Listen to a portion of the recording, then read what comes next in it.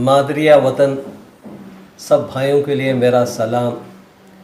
नफ़रत की आड़ में देश को तकलीफ़ देना, नुकसान पहुंचाना, ये कहाँ तक सही है।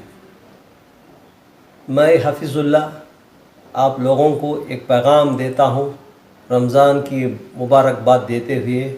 हम मुसलमान भाई हिंदू भाइयों के साथ जिस तरह हम पहले थे अब भी ही आगे भी रहेंगे, मोहब्बत और प्यार से।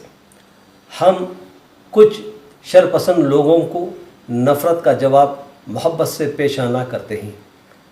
अल्हम्दुलिल्लाह रमज़ान सिर्फ 2 दिन बाकी है। रमज़ान में सहरी और इफ्तारी होगी। हम हर एक हिंदू भाइयों को दावत देते हैं हमारे साथ इफ्तारी और सहर करें।